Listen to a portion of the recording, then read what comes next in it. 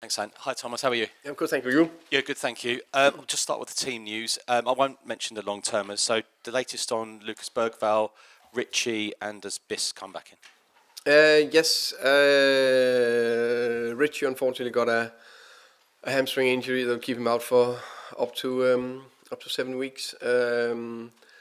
Lucas could be available, hopefully available for Saturday.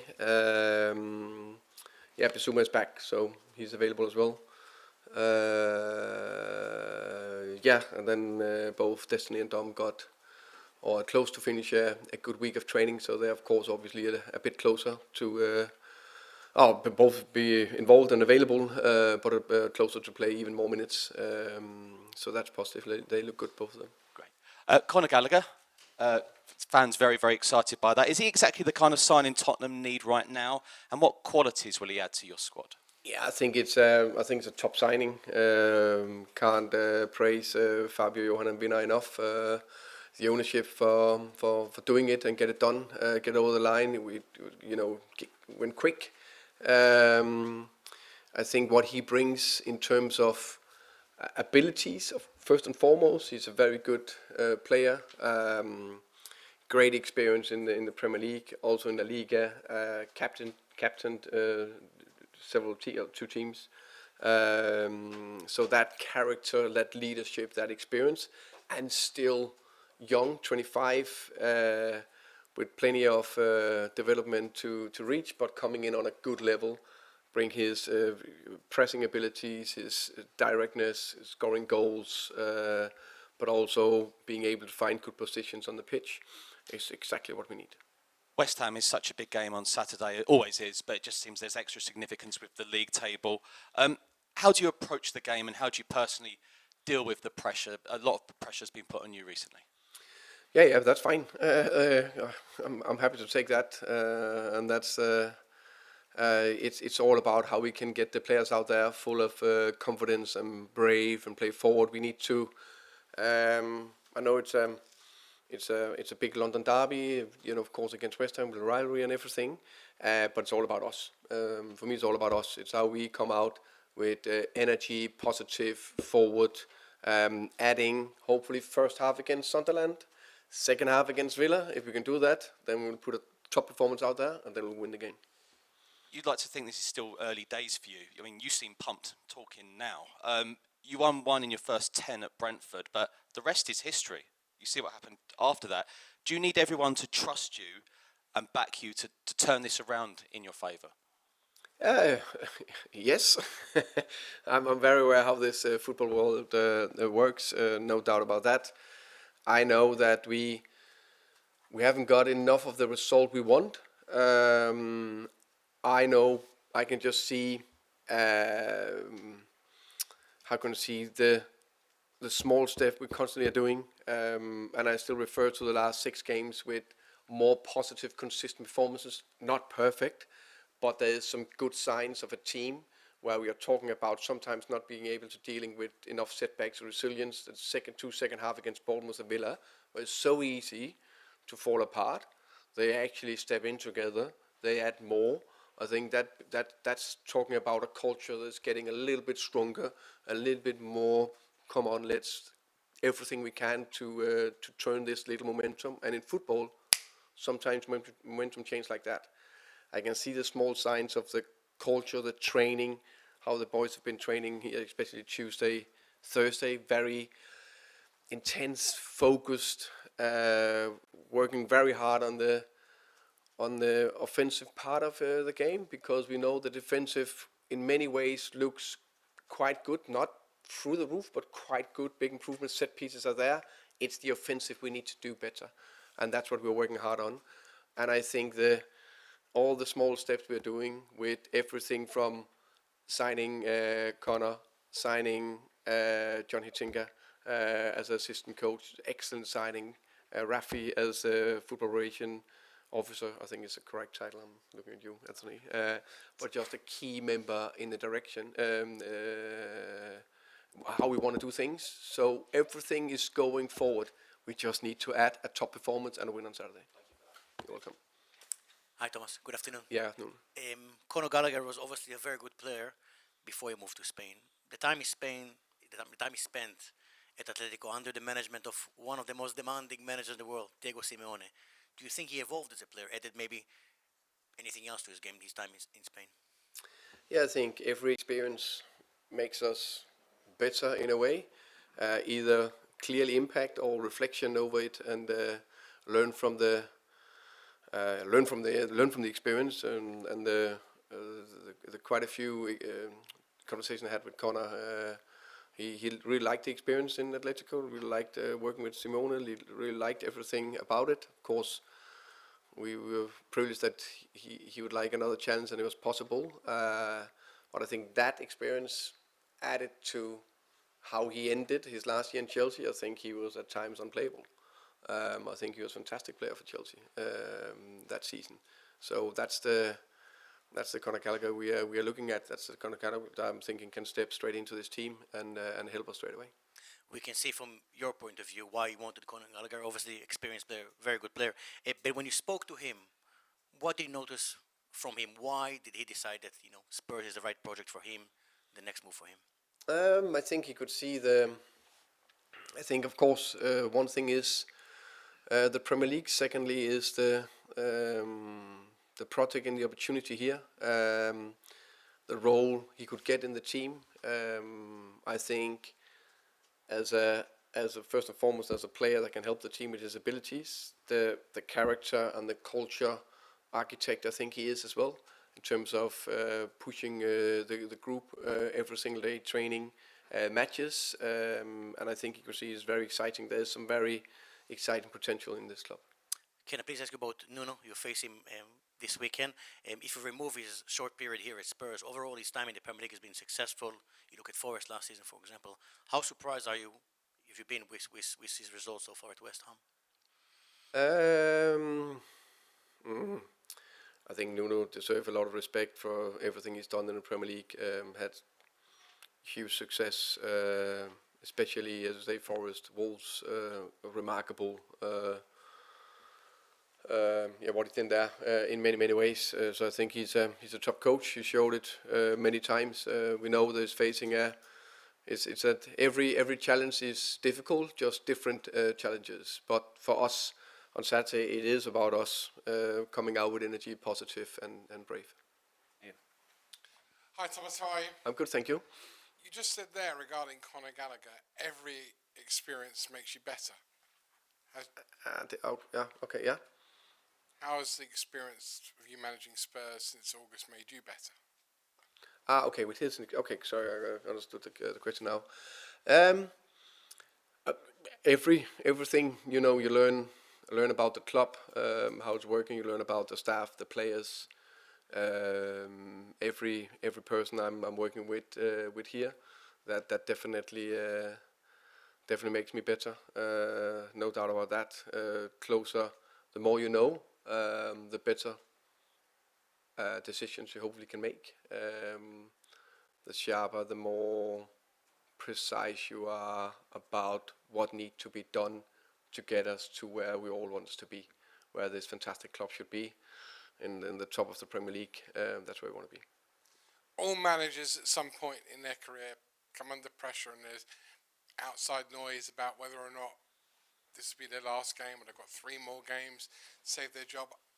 And I never believed that I'd be talking to you about the fact that you're under pressure as a manager. How does it feel?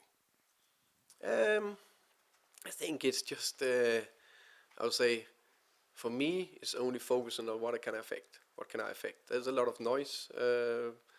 I know that because I've been told, and I'm not stupid. Of course, I know we want more good results, but I also focusing on what I can see is actually working. We need to do more of that, and I know we need to focus on being calm and do the right thing and keep carrying on. If you do that, then you know it's a random game. If we keep doing the right thing, then that randomness, hopefully, because we do more things right, and we've done that especially the last 6 games, that randomness will turn because we keep going after the positive and believe what we're doing is the right thing, then things will turn.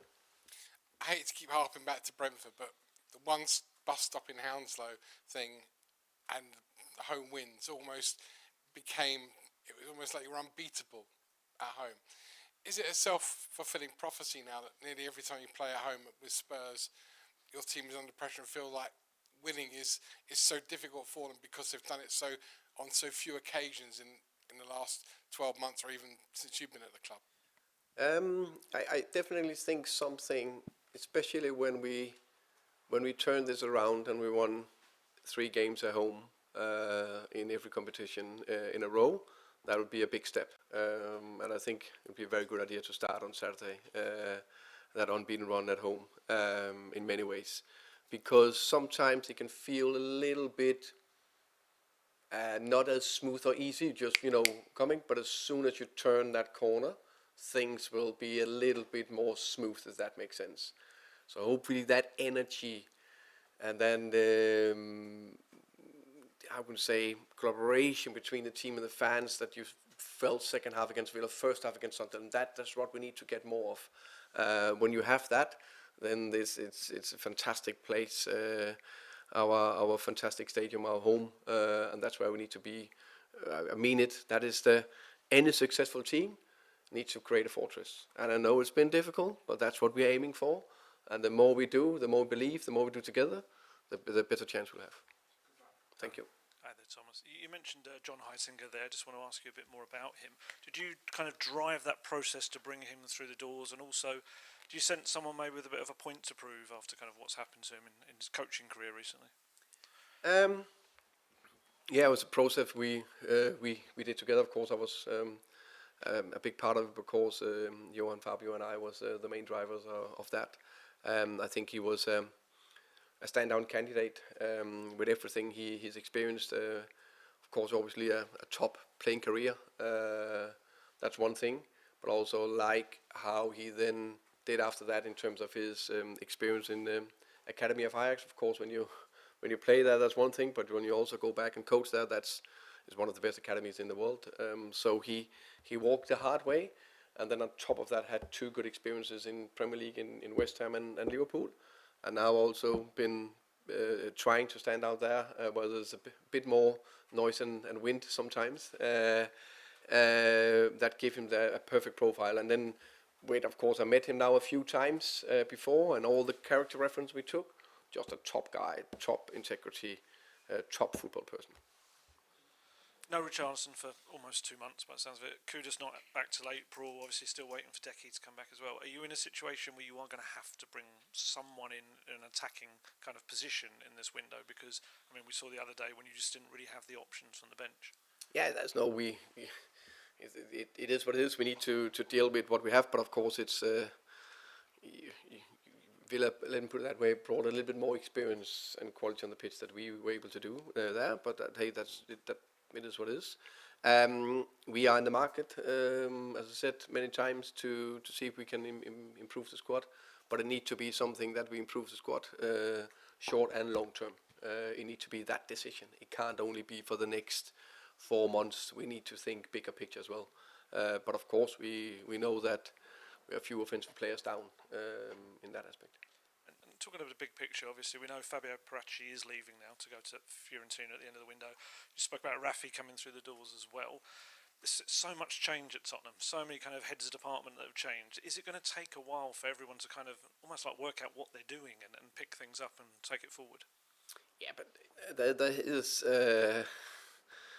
I know the one thing you don't have in football is time, but the one thing that's also been proven right to success is time. So it's a little bit of a conundrum. You need time, not only me, but everyone to gel and make this big engine tick and get up to momentum and pace, and then it's like an unstoppable force at one stage. That's the big aim we're aiming for. But there's a few new people in, and all of us to get to know each other and how we work and get the right process and structure in place is important. But alongside that, we need to perform to our best ability in the most positive way, and that needs to start on Saturday against West Ham.